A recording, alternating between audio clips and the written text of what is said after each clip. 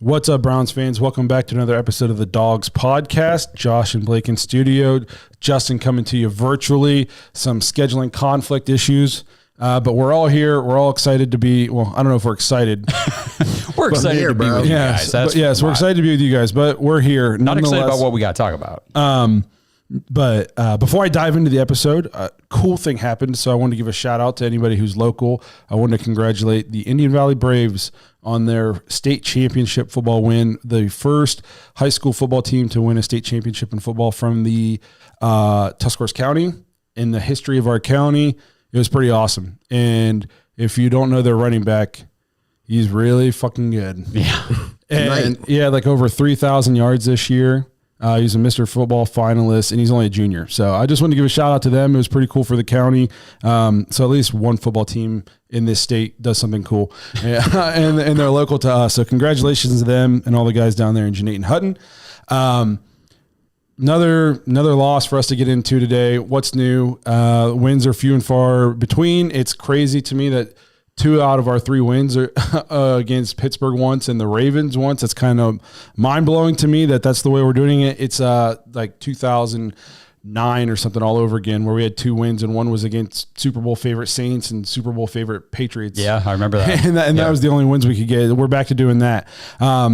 We can't even tank correctly, which we'll get into. We have 3 wins, and we're almost not even in the top 10 in picks. So, which that I think speaks to an even bigger problem league wide that there's that many terrible teams. So, that's true. A lot of stuff to get into today. We'll talk about the game, obviously, and then so we're not just beating a dead horse, but talking about the same stuff that we suck at every single week. We'll obviously talk about future stuff and league stuff and whatever else you guys want to get into. Before we do, though, remember, if you want to get intros and voicemails on the show, head to thedogspodcast.com, tap leave voicemail on the drop-down menu. We are also being played on the Big Play app. I saw Kenny Mack in the comment section say something about explain Big Play. So just go to the App Store, type in Big Play, and you'll see it, and hit download. And we are there. The last I looked, we were right on there. We were on their new episodes, and we were right on the front page. I mean, it's pretty cool. It's like it's like a network thing. They've got all Ohio, a lot of Cleveland and Columbus based sports. Cincinnati shows I think I saw on there. There's the Cincinnati Bengals. There's Ohio State Buckeyes. There's former Buckeye hosts on there like Bobby Carpenter and Anthony Schlegel, and they've got like Josh Cribbs shows on there. So the Hanford and Dixon shows on there. So there's a lot of former Browns players shows, and so we're on there with them now. So if you want to check us out on that app, go ahead. Just like I said, download the Big Play app. You can also find them on social media like Twitter and Facebook and all that good stuff. If you're watching on YouTube, please like and subscribe. Make sure you tap the notification bell so you don't miss any of the content we're putting out. As we inch closer to the off season, we'll hopefully have more fun stuff to talk about, like our Super Bowl, aka the draft, because the season's not much worth talking about, but the off season will be cool. If you prefer to just listen to the show, you can find us on Apple, Spotify, and Google. If you want more content, I almost forgot where I was because I threw the Big Play thing in. I'm a creature of habit, and once I mess up, once I go out of order, then it's just hard to get back on track. If you want more Dogs content, head to jointhedawgs.com, become an official Dog Pack member on the Patreon page, get access to the private Discord, play fantasy football with us, which this is the last night of the regular season, and we will be starting the playoffs. We also have a pick'em, which has actually been really cool. It's been highly competitive. We have a pick'em league, so we're going to be giving out merch for all these fantasy football leagues. We're going to be giving merch out for the pick'em, whoever wins that. So just a good time for everybody involved. You get to be part of the preview episodes, and in the off season we do an after hours episode every week. You get that. Also, that's an extra episode per week, so 4 extra episodes a month. I think it's a pretty sweet deal. So if you want extra content, you want to hang out with guys and gals from all over the world, Browns fans, like-minded individuals, head to jointhedawgs.com, become an official Dog Pack member. So we can go ahead and just dive right into this episode. Do we have a voicemail? Do we want to play it? Do we want to kick it off with a voicemail? Yeah, sure, we do. We actually have 2 voicemails, so we'll kick it off with Kenny. I don't know if I have this set up. I don't. Hang on 1 second. I'm sorry. You threw that at me. My bad. No, you're good. We didn't even talk about that beforehand.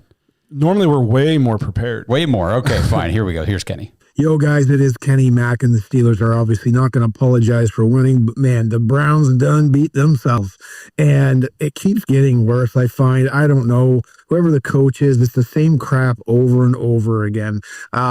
This game felt like it should have been like 40-7. Browns continue super undisciplined, lack of focus plays, and they're just not getting it. I mean, 9 penalties, 2 really stupid ones by Iafidi and Tony. And Tony also contributed to one of the turnovers, a fumble, which was just bad. It looked bad. He didn't field it. He fell backwards. It looked dumb.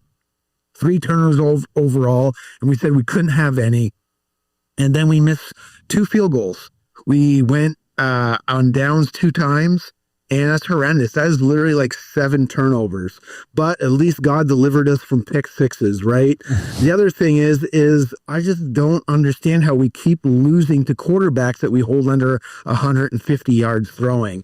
And as well as for my Thornhill pick, it was a bad one, but he made 3 tackles, but they were all probably way too down the field. I don't know what that guy's doing, but I mean, the season can't be over sooner than I want it to be. But anyways, guys, tell me your thoughts. Let's go Browns. So Russell did have 158, so we didn't hold him under 150, but we did hold him under 160. Yeah, I know he was struggling. We were playing pretty well in the first half, and then he had a stretch where 2 of his next 4 passes were for touchdowns, and I was like, well, here we go. And it's one of those things where when you're not a good football team, newsflash, the Browns are not a good football team. You got to play perfect, and if once you don't, it starts to snowball. And, you see you miss a field goal, and then all of a sudden you throw a pick, and then you miss another field goal, and then all of a sudden you got stupid penalties, and then you got muff punts. And it's like one little thing, it's just like rolling down the mountain. You're not good enough to overcome any of that stuff. And the Browns played about as well as they could in the first half, but because of self-inflicted wounds, we're losing. Now, it's still well within reach, but he mentioned the missed field goals is like turning it over. I guess we can start there with Dustin Hopkins, and I don't know what you do with the guy. I don't know if I've ever seen a drop off in any player at any position from one season to the next, like we've seen with Dustin Hopkins. He was perfect last year from 50 plus yards, I'm pretty sure. Yeah. And he was arguably the best kicker in football, and at least top 2 to 3 last year.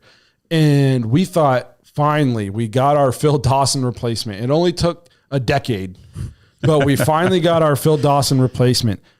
And I'm at the point now, and Stefanski's got to be getting there, where I wouldn't send him back out at all this year. First of all, I would, as much as it sucks because Bojo's arguably our best player, not named Myles Garrett this season, I wouldn't punt the rest of the year. I don't care if it's 4th and 30 from our 1. You have 3 wins. You're already mathematically eliminated from playoff contention. It's better for you to lose anyways. It's 4 down territory every time. The punts on Bojo, you're holding. We're not trying field goals either. It is 4 down territory from here on out. What good do field goals do? Nothing matters anymore. Yeah. It doesn't matter. So just go out there, play loose, get creative. I don't care if we do triple reverse passes. Just do something different than the shit that we've watched so far to this season. Yeah. I just take off the gloves, go crazy, pretend like it's the preseason, do whatever you want because it doesn't matter. So and speaking to the offense, I won't read it now, but remind me, I have this tweet from Jake Burns that I thought was really good about the offense. But back to sticking with Dustin Hopkins, 2 misses yesterday puts him at 16 of 25 for the season, 64% field goal percentage, 37th in the NFL. He is the worst kicker in the league as far as a full-time kicker. The only person worse than him is Greg Zuerlein, and I think he's got like a third of the attempts that Hopkins has. So like for a full-time kicker, he is the worst in the league.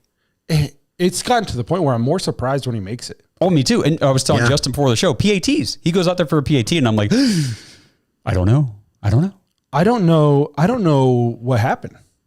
He said after the game that he still feels good, that he just he doesn't feel like, mentally he's still in a good place. He's just got to find a good swing. Bullshit. Bullshit. It's like he can't figure.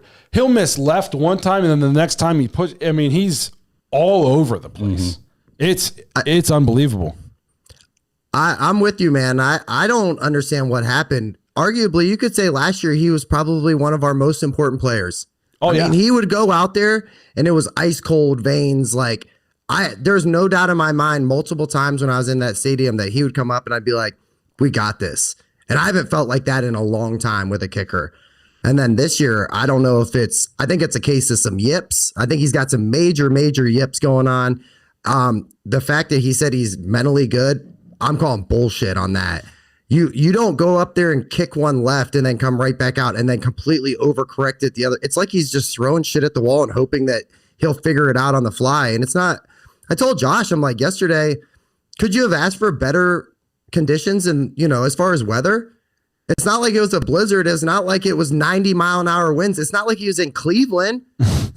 It was beautiful there. It's December. It was almost 50 degrees. And I wasn't at the stadium, but my goodness, I don't know what you do.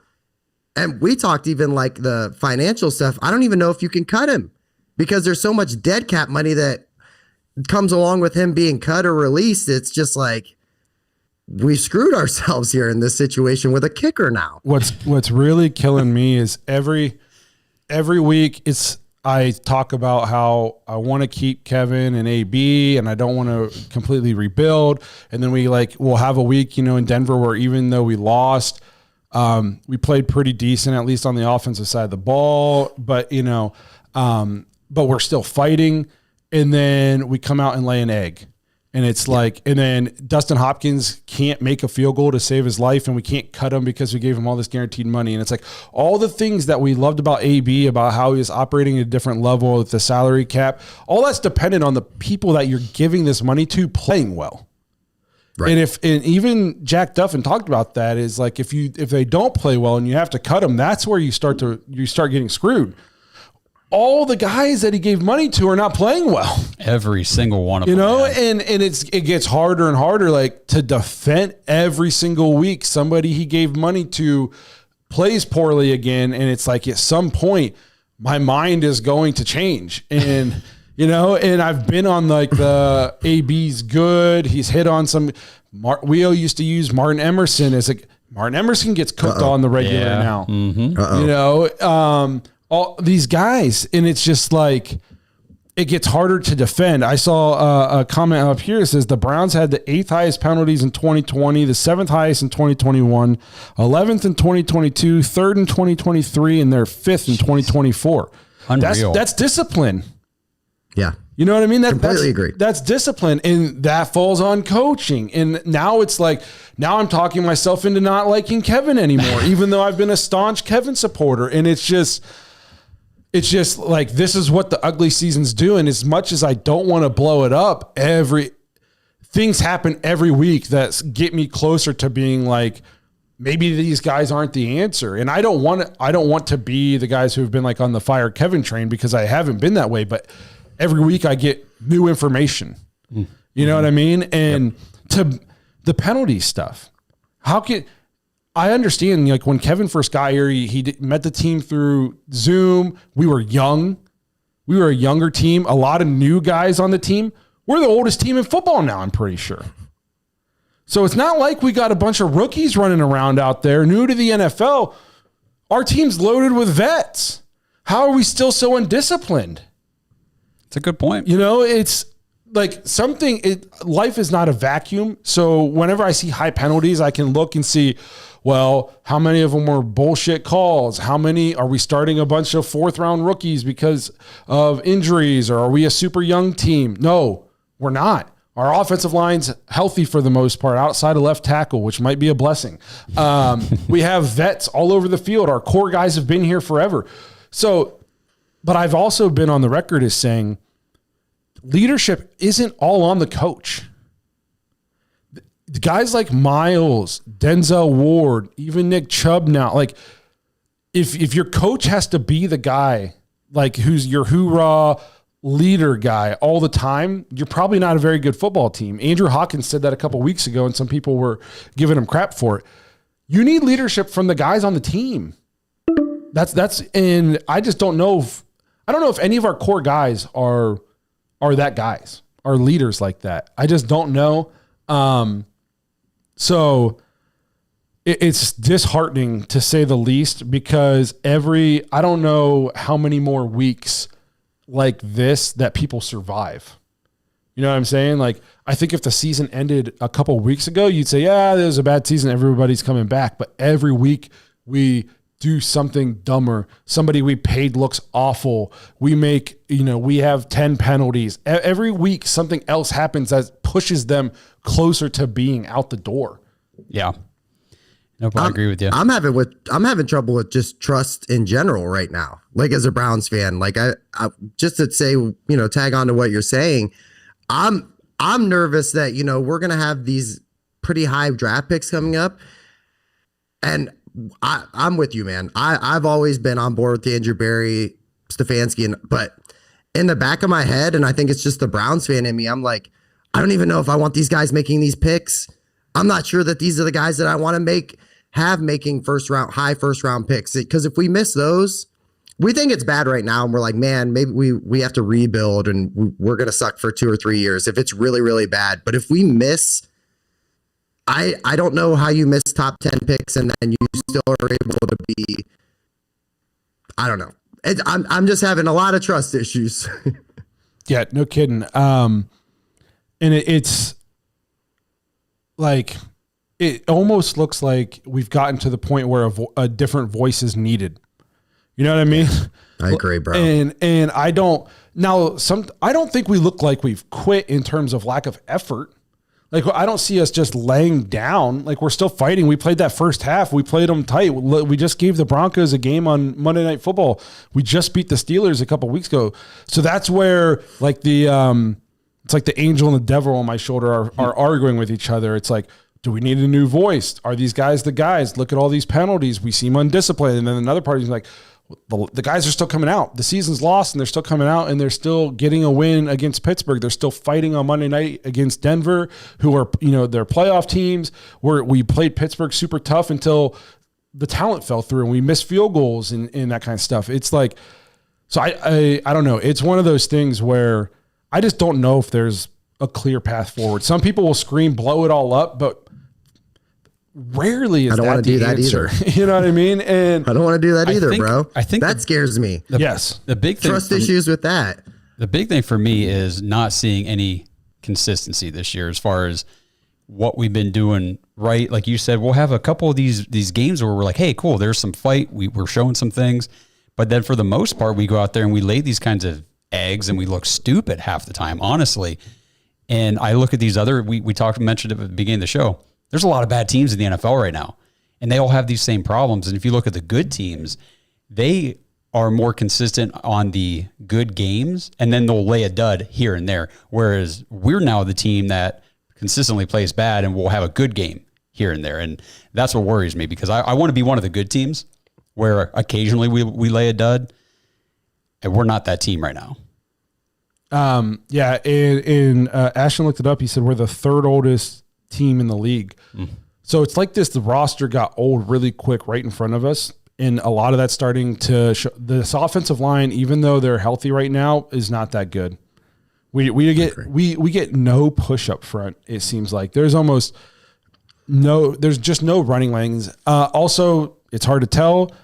Nick Chubb doesn't look. Jerome Ford looks like the best running back on our football team right now, and that's a problem if he's the best running back. It's gotten to the point where I'm thinking if we are, in the 7 to 8 range, am I taking Genty out of Boise State? Like, his running back all of a sudden become that big of a need for us? And I don't know if Chubb will ever get back to what he was. I think he will be better next year. Yeah. He'll be in better shape, an off season to work out, get all the way, 100% healthy. But I don't know if he's ever going to be the explosive Nick Chubb that we saw. And so running back we need a running game. We have not had one since he got hurt week 2 last year, and it kills our offense. I've talked about this before.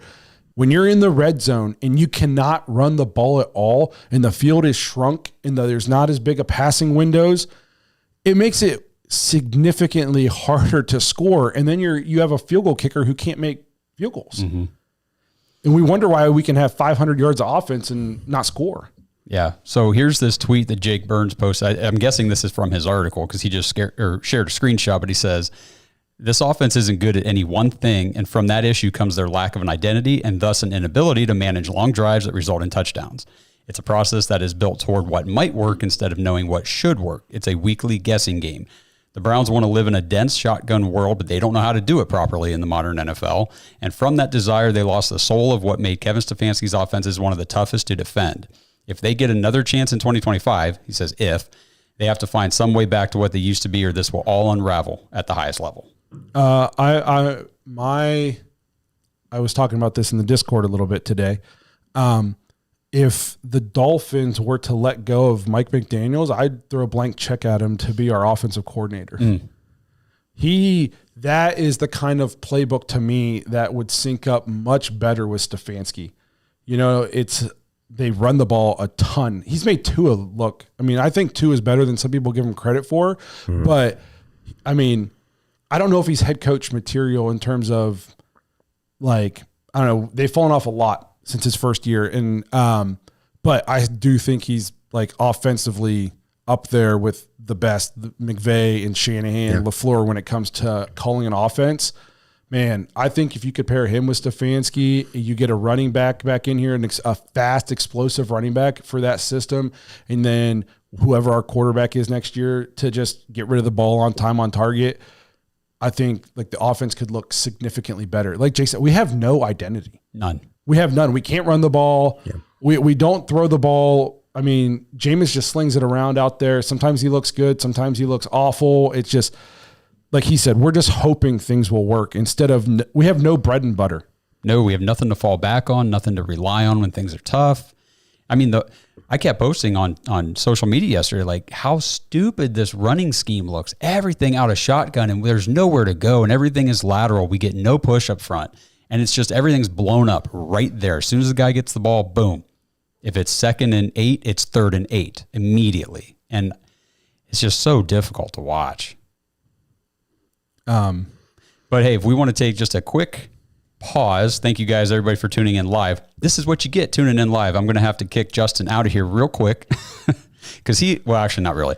He's just happens to be on the wrong. I sent him a link for this on the wrong account. So the time limit is up. So I just have to. Josh, just so you know, I'm not paying that $13.99, brother. Got me messed up, dog. I know. Hang on. I'm going to end this one and then you'll get the new link and then just click accept. But Blake, go ahead and continue while I get that set up. So a couple comments I'll address here while we're waiting for Justin to get back in. Gage says he hates analytics.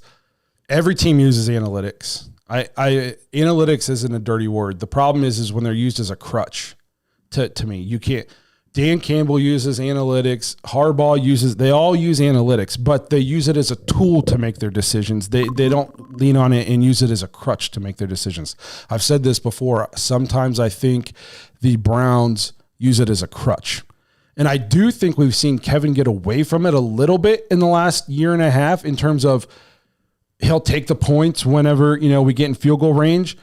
But now Dustin Hopkins is burning him again. I wouldn't be shocked to see him never do that again. He's going to go right back to, the analytics say to go for this. So I do think the Browns use it as a crutch sometimes, especially with drafting. Instead of just taking the guy that we all know is a stud, they're like, well, look at this guy. He was highly productive. He can get you, he had 100 catches in college. So it's not baseball. You can't just substitute batting averages and on-base percentages because it's not the way it works. It's like it's a man-on-man game, and there's not a 162 game season. It's 17 games. You don't have time to let the law of averages work itself out. And then another thing he says here is go get Sam Darnold. I'd be shocked if the Vikings let Sam Darnold go. He's inched his way into MVP conversation. Possibly. They're not letting the guy walk. So I don't think we can afford him. No, not the way he's playing either. He's going to get a contract, bro. He's played out of his mind. If they let him walk, somebody's going to pay him, and it won't be us. So I was listening to a podcast earlier today, and they were talking about the Sam Darnold, J.J. McCarthy thing, and they said at the moment there have been no contract negotiations or extension talk whatsoever between the Vikings and Sam Darnold. And they think it's because with the Vikings cap situation, I don't know the numbers. I was just taking them at their word. They said they can't afford to sign or to extend Sam Darnold when they've got a first round pick and whatever rookie money cap space tied up in JJ McCarthy and all the other players if they want to stay competitive. So it sounds like Darnold's going to be available, but I don't think there's any way he comes here. No, it kind of sucks for Darnold because I do think a big part of his resurgence this year is that he finally got good coaching and good players to play with for the first time in his career outside of being a backup in San Francisco. But I think Sam Darnold and the Kevin Stefanski, play action boot offense could be pretty darn good. Like you guys are saying, though, there's no way we'll be able to afford him. There's no way. Andrew, thank you for the super chat. He says, we don't have a positive group on this team currently. What group do you trust? I'll go first. Maybe linebacker, but none. Honestly, maybe our best position group right now is wide receiver. Yeah, that's where I'm at, bro. Like Jerry Jeudy's playing well. Elijah Moore's playing well. Even Robert Woods has stepped up and played pretty well the last 2 weeks. You mean Michael Woods? Michael Woods. I'm sorry, not Robert Woods. Tillman was playing well before he got injured. It might be wide receiver is our best group right now. I agree with you, bro, 100%. And Tillman, I think he continues to evolve. We just got to get him healthy, man. That concussion is nasty. He's still in concussion protocol. I know. It must have been a wreck, but I posted this on Twitter today. I don't know how many people realize this because I didn't until I looked it up. Jerry Jeudy's currently third in the NFL in receiving yards. Well, he had 3 games worth of stats. I know, but he also had 6 games worth of nothing. I know. To start the season. So the numbers are Justin Jefferson 1,170, Jamar Chase 1,142, and then Jerry Jeudy at 944. And I put 72% of Jerry Jeudy's season total came in just the last 6 games with Jameis Winston. And if like at that 113 yards per game right now, 13 games in, Jerry Jeudy would be projected 1,469 yards, 300 yards more than Justin Jefferson right now. If he played with Jameis from the start, like it's crazy what he's doing. Andrew Berry's gotten a lot of flack for his offensive picks in the draft. Even we are starting to question him a little bit just earlier in this show. But he's been trying to get Jeudy, for a while now, and then he finally landed him, and it looks like it was a good move. Like I said, my guy I wanted to see keep having. He had another pretty solid game. He did, but now next year he won't play well. That's what seems to happen. I think we need a quarterback, which we can kind of talk about your poll. After 6 interceptions in 3 games, who do you want to? Should Jameis be the starter in 2025? Some people are saying not sure at the moment. Some people are saying, oh, heck no. And 33% of people are saying yes, not many other options. I guess it depends on what your expectations are for next season. You know what I mean? Like, I think it's pretty clear that Jameis Winston's he's not a starter. I think he almost looked like he was gun shy. So I wanted to mention or talk about that. There's a lot of passes in that first half, especially because I didn't watch a whole lot of the second half personally, but the first half where I was thinking, this looks a lot like Deshaun Watson out there, just sailing passes high and out of bounds everywhere. All these out cuts to the sidelines. Nothing close.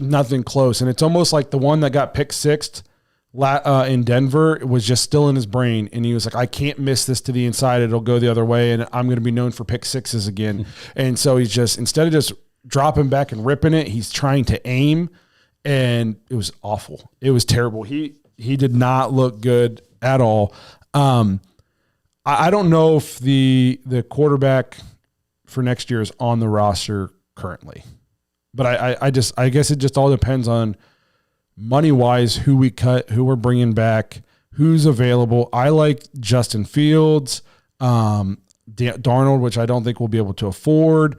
I've mentioned Derek Carr's name. So many people say he's hot garbage. I think depending on what offense you put him in, I think he could play good football for you for a season. There's definitely things that need done on this team though, or next year is going to look just like this year. Another name I saw on Twitter from, was it Matt Wilson? I can't remember who shared it. They said there's a chance it could be like a guy like Marcus Mariota, who is still in football. Is he in Philly? No, I think he's Washington. Yeah, backing up Washington. Washington's backup. That's right. But they're thinking about like cheaper options and everything because I know we talked to Jack Duff and he said there is money, but his main target for the whole money conversation was to go trade for like Kirk Cousins for next season. But after this season, I don't think I want Kirk Cousins. He looks like crap. He looked really good for a couple games, and then I think he's banged up again, and then he's not playing great now. Yeah. I don't think we're going to have to get rid of guys that are we're either going to have to get rid of guys that's going to really impact who we can sign, because we're going to have so much dead cap, because we thought these were guys that we were going to be keeping on the roster and extending and pushing the money down the road. I think a lot of this money is going to come home to roost next year, and I don't want to dampen people's spirits I think we're going to be fucking awful again next year. Because your only other option is to bring all these guys back. Well, then guess what? We'll be fucking awful. And then if you start cutting guys, if you let guys like Hopkins, you cut Hopkins, whatever we do with Deshaun, all these guys who we have money tied up into that we thought we were going to kick the can down the road and extend them and push the money and keep this window open.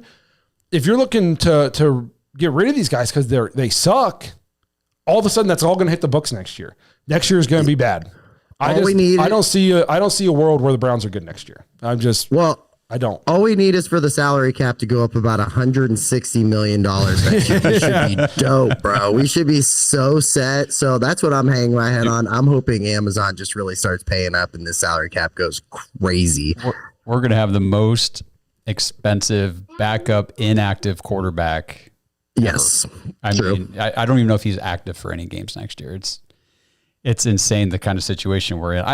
There are times where I watch the team this year and I'm like, okay, I think that if we just got the right coaches in here, because obviously everybody we brought in for this new offensive staff for this season needs to go. Like, everybody who had a hand in whatever we're trying to do on the field this year, just back out the door, please, because I don't want to do this again. Get people in here who actually know what they're doing and fix up this offensive line. Like you said, Blake, find a way to get back to this run game, because having no run game makes it impossible for any quarterback to have success. I mean, Jameis Winston might be decent. I'm not saying he's, long-term starter worthy. I'm just saying he might be a decent player if he wasn't out there trying to run the offense 100% through the pass game.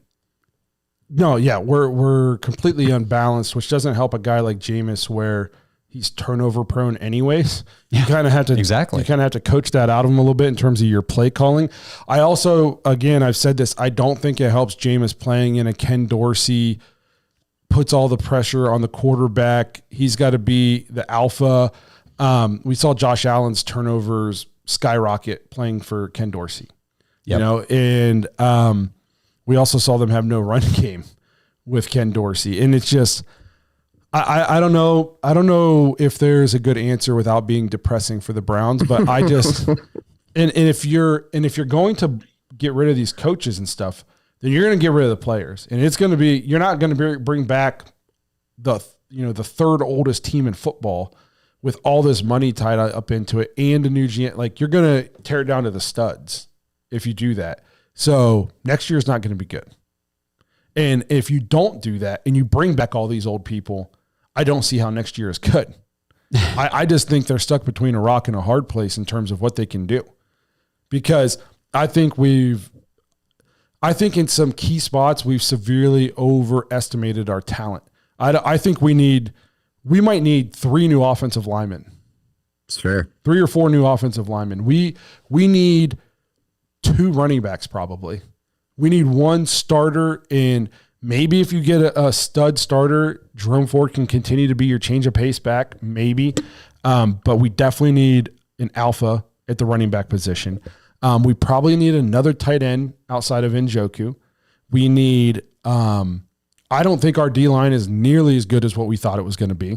Well, I mean, they traded away Zadarius Smith, so Miles actually had a pretty decent game yesterday as far as like his pressures and what he was able to do. I think he did have a sack, tackle for loss, a couple tackles, all that kind of stuff.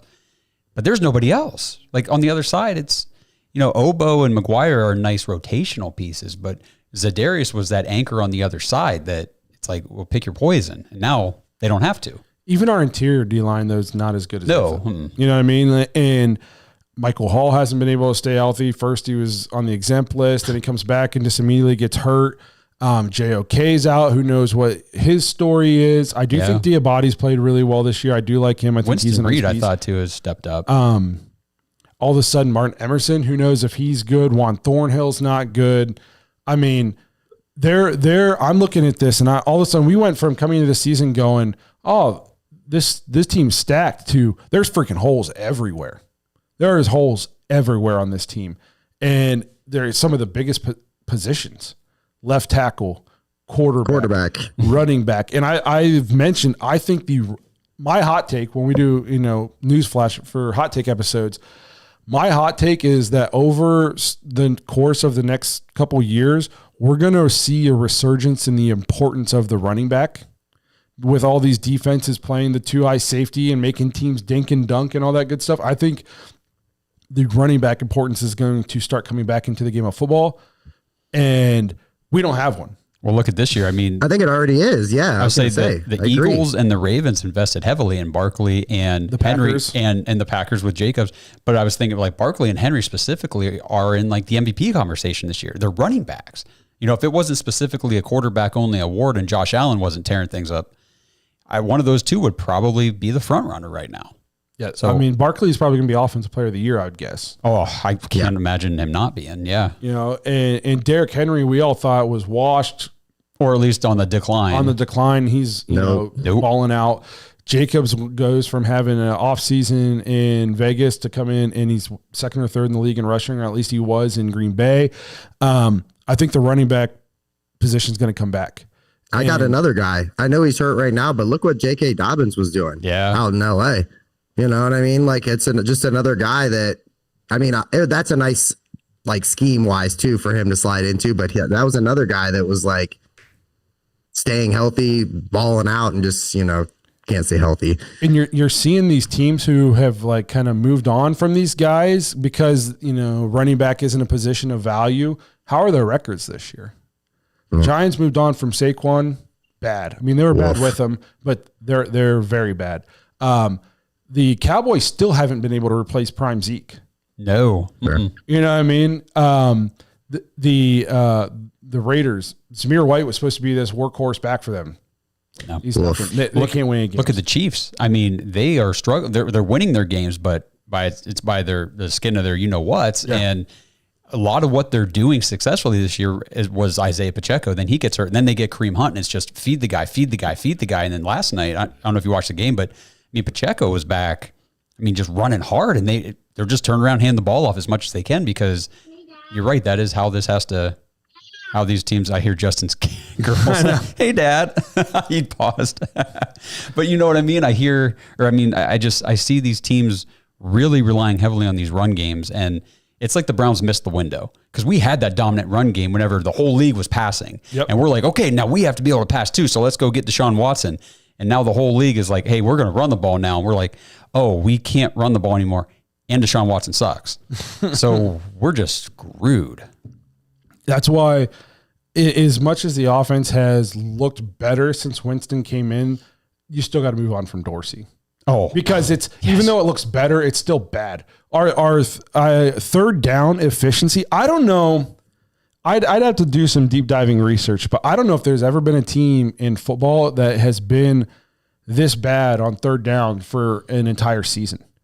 Every game, 2 of 13, 0 of 15, 3 of 18. Yeah, 1 for 11. Yeah. I mean, I don't know if I've ever seen a team that the efficiency on third down is that bad. I'll talk for a minute. I'll look it up. It's so bad. That's why like McDaniel's on my short wish list, and I'm just trying to speak it into existence. I don't know if he's even going to be available, if they'll move on from him or not, but I wanted an offensive guru that's, in the McVay, Shanahan, LaFleur, these, even the guy who is in, I think he's in Atlanta now. He was Baker's offensive coordinator for a season down in Tampa Bay. It's Carolina. Oh, Carolina. And all this, and all of a sudden, Bryce Young's playing pretty well. He's, a half a season, 3/4 of a season into this guy's system. And all of a sudden, I mean, he's outplaying CJ Stroud like the last 8 games or something I saw. So I wanted one of these guys, and we went and got Ken Dorsey. Yeah, I know. And it's just, I think this is it's done.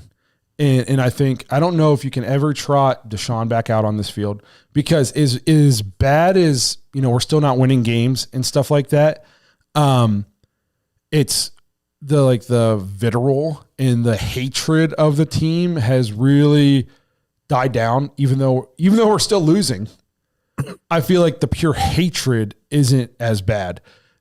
Man, when we were losing and Deshaun was throwing for 112 yards and we couldn't score points and we couldn't get over 17, and I don't know if I've ever seen a fan base so angry at an organization.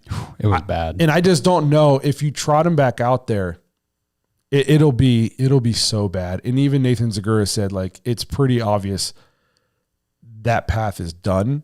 I just hope we don't do something stupid. So, worst third down conversion percentage in a season by a team in NFL history. Are you ready for this? Yeah. The 2024 Cleveland Browns are currently the 18th worst in NFL history. So bottom 20 all time. All time. The NFL's been around for 100 years. The number one worst. Not 100 years. But here's football. the thing, okay? It's not by a lot. Okay. So the number one worst team was the San Francisco 49ers. In 2005 had a 24% conversion rate on third downs. Do you know what the Browns are right now this year? 26%. 28.3. Only 4.3 percentage points higher. Like, we're pretty damn close to being the worst ever. Like, we're right there. And we still have games left to go to get there, guys. So it's the highest offense. It's the highest paid roster in football. Yep. And we're 4 percentage points away from being the worst all time on third down. Yeah. You can't make this up. No. That's why I said every single person, starting with Ken Dorsey, who was brought in to redo this offense for this year, has got to go. And he's got to open the door and hold it open for everybody. I hate Ken Dorsey, man. I got to get rid of that guy. And I think he's bad. I do think some of it is I think we're putting a lot on Ken Dorsey. His offenses, even when he was up in Buffalo, they weren't this bad. No, but they also had better players. They had a real quarterback. They had one quarterback and one wide receiver. Tell me who was on their offense last year or two. They had Diggs and they had Josh Allen, and he managed to put up points and have them and be competitive. I think Dorsey's obviously getting scapegoated a little bit. I think he is not good. I definitely want him fired. I think there's a lot more than just Ken Dorsey is the reason why this offense sucks. I think the offense sucks because we don't have that good of player. We don't have a run game. We don't have a good offensive line. We don't have a freaking quarterback. That is why the offense sucks. Would you like to respond to the super chat? Jeremy, thanks for the super chat. He says the Browns' biggest issue is Stefanski. It's that simple. Stop blaming everyone else. He's had 5 years to get it right, and it's not working. Open your eyes and stop blaming coordinators and quarterbacks. Well, I'll say this. You say he's had 5 years to get it right, and it's not working. This is the fifth year. Obviously, it's not good. But coming into the season, he won Coach of the Year twice and been to the playoffs twice. And won a playoff game. So to say that he's the sole reason, he's not blameless, and I think there's a chance they're going to move on from him. And every week we look incompetent, I get closer and closer to being okay with that. But to say he's the biggest reason, did you say that after 2020? Did you say that last year at the end of the season? That's not just because we're bad for a year, all of a sudden Stefanski's awful. What were you saying about him last year? Well, we've said it a bunch of times. In 5 years, he's never had a quarterback. Like, it's always been patchwork quarterback play. It's been Jacoby Brissett, an injured Baker Mayfield. It's been actually the first year Baker Mayfield. Remember, the first half of the year was terrible, and then we hit that back half stretch, and we made the playoffs and everything. Things started clicking, and then it was Jacoby and a crappy coming back Deshaun Watson, and then halfway mediocre Deshaun Watson, and then it was Joe Flacco, and now this year it's terrible Deshaun Watson. What, PJ? Put some respect on PJ Walker's name, brother. Yes. Come on now. Most coaches who have coached in the dumpster fire that Kevin has had at the quarterback position, they wouldn't win Coach of the Year twice and make the playoffs twice. They wouldn't last 4 seasons. No, and up until this dumpster fire of a season this year, he was above 500 as a head coach. He's exactly 500 right now for the Browns. Coming into this season, I would put money that 99% of coaches who stepped into the situation that he did, taking over the team he did, and the quarterback issues that he's had to deal with, and the injuries he's dealt with, they wouldn't last 4 years on the team, not alone be above 500 and go to the playoffs twice. So do I think Kevin is perfect? Do I think he is potentially going to lose his job this year, and it could be justified by the end of this season, if depending on how this goes? And I don't think we're going to win any more games. It only gets harder from here on out. But he's not the only issue. He's not the biggest issue. There's other issues. Well, there's a lot of issues. But kind of sticking with the quarterback, conversation, I've been seeing some speculation online and everything today that Stefanski has not really committed to Jameis Winston moving forward, as far as like we're sticking with him at quarterback or anything like that. Do you guys think it's time to just see what DTR can go out there and kind of play around with, or do you want to see Jameis finish out the year? Do you even care? I thought he said Jameis was playing at least this week. Oh, Jameis Winston is the starter for Week 15 against the Chiefs. He said that today, so that is lock that in. But then after that, I don't know how you guys feel about this. I've kind of seen what DTR is, and I know he's a year older and a year more in the system and all that, but when he's out there, our offense looks so vanilla, so simple, so simple to the point where it's just boring to watch. I'm not interested. I'm good. No, you know what I mean? And maybe I'm wrong. I'm not a football scout. You know what I mean? But as a fan, when I watch him, I go, well, we're either going to win this game 13-10, and we're probably going to need a defensive touchdown, or we're going to get blown the hell out. So I'm very okay. And I know what we're getting with Winston. I know, it's going to be up, down, up, down. But what are we expecting, honestly? We're 3-10 right now. Why, as a fan base, are we clamoring for a quarterback change again? Like, why are we begging for the team to go, no, we need to see what we have in a 5th round rookie in DTR. Didn't we already see that? Or am I wrong here? Maybe I'm wrong. But to me, I'm like, I've seen that, and I'm good on that. And I'm not saying that he couldn't leave and be wildly successful somewhere else. But for me, in this situation, I think you put him in and you go ahead and say, well, hey, Judy, we'll figure out chemistry next year. Hey, Cedric, just hold off on your progression. We'll worry about that next year. Because I don't see how you let your receivers continue to progress with that. At least with Jameis, you can say, hell, he doesn't give a shit. He's going to sling the ball around. No, he doesn't care. That's a great point. And that is one of the things that I did think when I saw this is like Jerry Jeudy is, was it 64 or 84? I forget the number, yards away from his first 1,000-yard season. He's Correct, number 3 in the league right now in receiving yards. Like, let the dude go out there and put up a monster Pro Bowl type of season. If you make the move to DTR, you just, like you said, Justin, it's perfectly well the way you put it. You're stunning the growth of everybody. Like all those receivers that are finally clicking. We want to see what Jamari Thrash has. Well, we're not going to see it with DTR. We want to see what Tillman can continue to do. We're not going to see it with DTR. I want Jeudy to continue to be one of the top dogs. So at least at the end of the season, when people are like, well, the Browns are ass this year, you can still look at the leaderboard for receiving and say, well, they had a top 3 receiver. It's pretty good. We know what we have in DTR. Not much. He's been on the team. He started multiple games. Yeah. You know what I mean? It's not like if we're going to give a quarterback on the roster a shot, I'd put Bailey Zappi in. Hell yeah. You know what I mean? I'd put him in over DTR at this point. Andrew said, does this mean next year we should have an easier schedule? In theory, yes. But the thing about the NFL is 50% of the league every year turns over to like, how many teams go from worst to first every year? It's like half the league does that. So in theory, yes, we should play an easier schedule next year. But we played a 4th place schedule last year. It was brutal. Well, and people that had the Browns on their schedule this year thought, oh man, that's going to be a tough game. Yes. Nope, was not. There's so much turnover on roster with free agency and stuff like that. Teams go from worst to first every single year. In theory, we should have an easier schedule, but I guarantee you we're going to get our schedule and we're going to look at it and think, oh, those are going to be easy games. And by a month in, we're going to go, our schedule's freaking brutal. Yep. Bro, we did that last year. This year, we literally looked at it and went, Washington, that might be a tough game, but probably not. Oh, Vegas, we probably should have won that game. They suck. But, like Denver. Did anybody think that Denver was going to be this good, that Bo Nix was going to be this good? I mean, Sean Payton did. That's about it, I think. Yeah, Sean Payton sure did. Yeah, he knew. But, I'm with you guys. There's teams that are really bad right now. You throw a really good quarterback in, like the Giants. They land a quarterback. I know they have a lot of issues, but I think that you put a stud quarterback with Malik Neighbors and Tyrone Tracy, they could be very dangerous. Very, very dangerous next year. There's a lot of teams that probably suck right now that you throw a couple of weapons on their team, high draft picks, and they can be good. A lot better.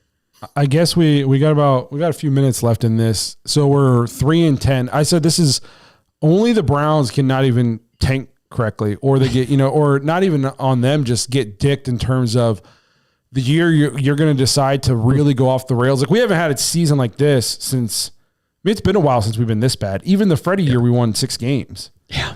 You know what I mean? Like we haven't been this bad since 1-15.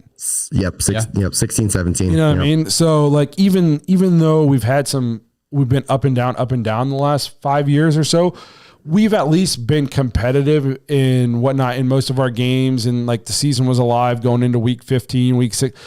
This is the first time we've been just an absolute dumpster fire in 7 or 8 years. And we have the 8th pick. You know what I mean? And it kind of goes to show there's bad football everywhere in the league right now. Yeah, I guess if there's one thing Browns fans can take a little solace in, not that it helps because no matter what, your team sucks. Like it sucks.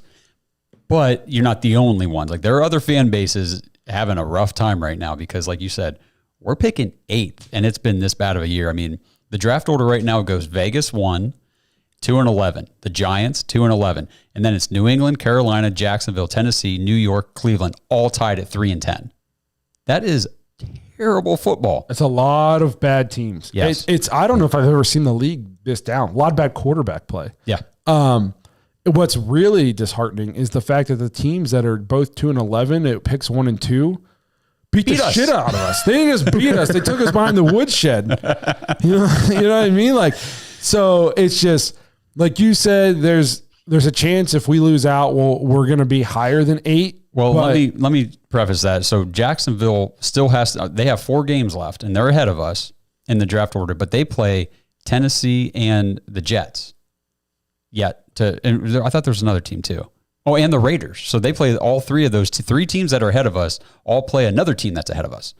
So there's going to be some shakeup in that top 8. If we lose out, there's no way we stay at 8. Some of those teams are going to get 4 wins and go behind us. Yeah.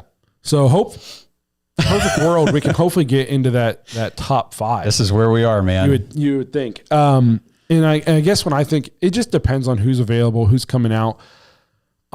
I really am starting to think, depending on what's available, if you don't think one of these quarterbacks is the guy, then man, if there's a stud left tackle or stud receiver, or edge rusher, running back, or running back.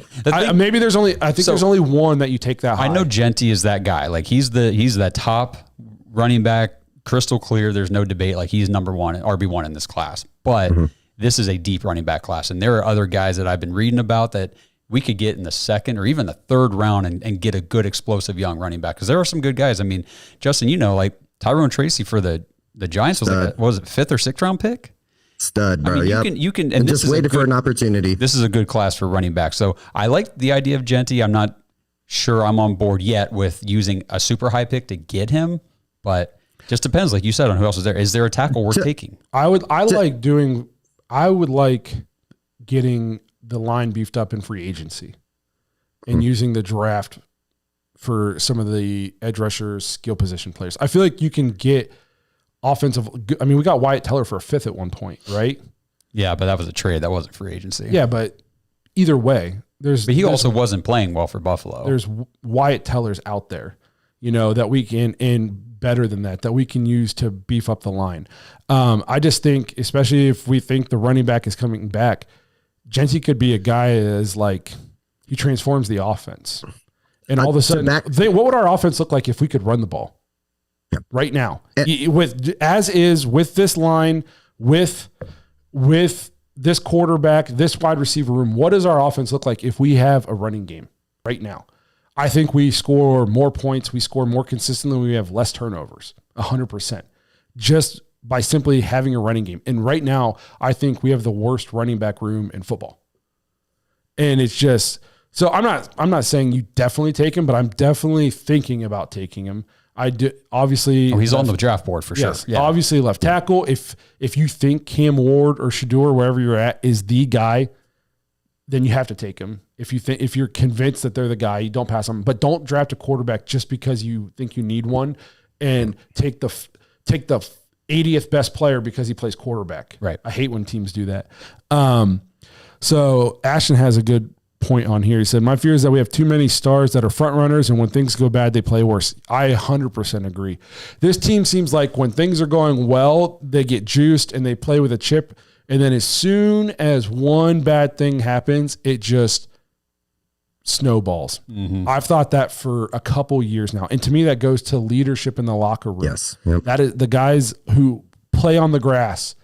There's no personal accountability from within, and they just mentally fall apart. That, and I hate that. Yeah. Mr. B-Seth in the chat here says, I'm more disappointed with the defense. They went from historically great to below average.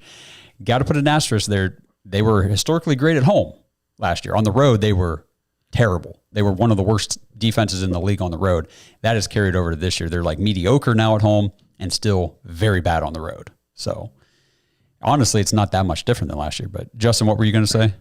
No, just I guess to comment on that, man, just on the game yesterday, I thought the defense did well until we let them just be on our side of the field. I mean, when you start at R30 and you can't get 3 yards and you kick a field goal, yeah, it's easy to put points up.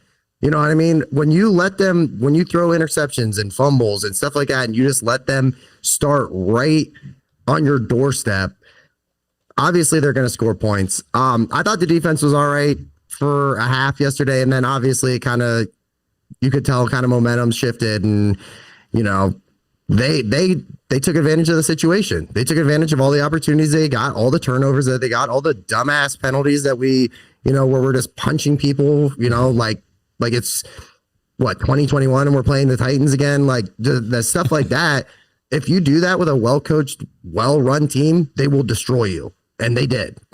They shit on us the second half. They absolutely shit on us from halfway through the second quarter on. Well, no, that's a good point about that first touchdown, because our defense had just forced them to punt. Yep. In the very first play on offense, Jameis throws the pick, and they're right back on the field. Obviously, you're putting your defense in a bad situation, but our defense talks. Oh, yeah. I know. Our defense talks like they're the kind of defense that it doesn't matter where you get the ball, we're going to stop you, we're going to force the turnover. I mean, hell, the Steelers, it doesn't matter where you get the ball against the Steelers, it's hard to score on them. Yeah. You know what I mean? The Chiefs, it doesn't matter where you get the ball on the Chiefs, you can't move it on them. It doesn't matter if Pat Mahomes goes out and throws a pick and they got then they're going to settle for 3. You know what I mean? Our defense talks like they're the kind of defense that is just, it doesn't matter what position you put us in. We're going to go out, play with our hair on fire. We're going to force the turnover. We're going to get the big sack. It's few and far between this year. We're way more talk than we are walk. I agree with that. Like I get you don't want to continuously put your defense in a bad position, but the defense of our team is supposed to be the elite unit, and they wanted that. They talk like that. They chirp like that. They don't play like that. Yeah. So Kenny Mack says all bark, no bite. No bite. So I knew it. We'll wrap it up. That's an hour too long I spent talking about the team that can't win. We appreciate you guys who are here in the chat with us, hanging out with us, even though the Browns have only mustered 3 wins. You guys have stuck it out with us all season, come to these lives and made it worth our time. So we appreciate you guys. A reminder, go check us out on the Big Play app. Just head to the App Store or whatever it is on Android if you're one of the people who has an Android.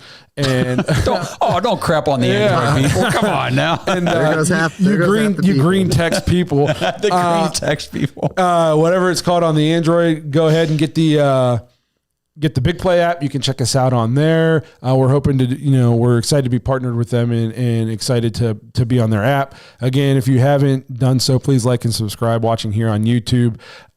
Help us out. You don't want to miss any of the content we're putting out into the off season when we start talking about what really matters for this team going forward, free agency and the draft. So again, we appreciate you being here, and we will end it with a let's go Cavs. Shivy Bud said that. I'm excited for the Cavs season. At least we have that going forward. Yeah, that's starting out pretty well. So again, thank you guys for being here, and we'll see you guys later this week.